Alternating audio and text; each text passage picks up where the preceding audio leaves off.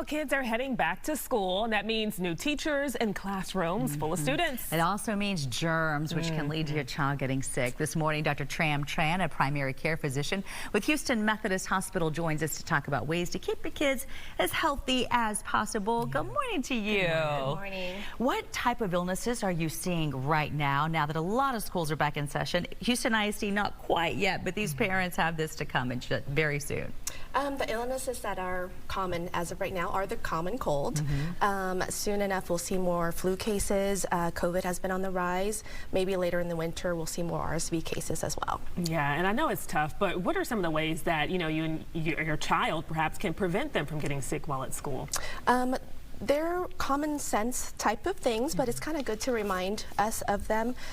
First, remind your kids to know that germs are not, they're invisible, but remember to clean your hands, washing their hands properly with soap and water, using hand sanitizers before they eat, after they use the bathroom. Try to keep their hands clean before they touch their eyes, nose, and mouth to prevent illness. Try to not touch others and share foods. It can be such a tough decision to decide what to do with your child as far as school is concerned.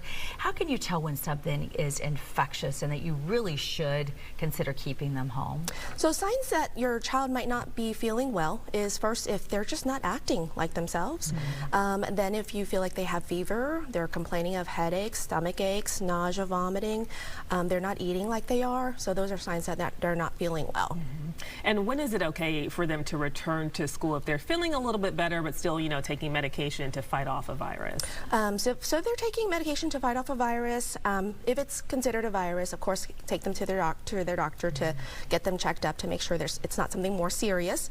But if it's a virus and they're having fever, if they're taking medications to lower the fever to keep them better, probably not a good idea to send them back to school yet. But once they're starting to eat and drink, acting themselves again, no fever for at least 24 hours without needing those medications to keep the fevers down, then it might be appropriate to go ahead and have them return to school. And then their doctor, their pediatrician, will let them know too when it's a good time to go back to school. Any idea how to help them just really boost that immune system and make sure they're at their best? Yes.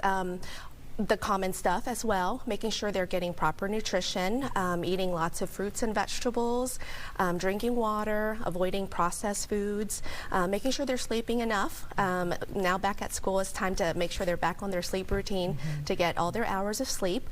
Drinking a lot of water and exercising is also helpful for their immune system. Oh, natural well, they stuff. love recess too. So and we can't forget to get their vaccines. Whatever vaccines they're due for, don't forget to go to their doctor. Do you like kiddos to take a multivitamin?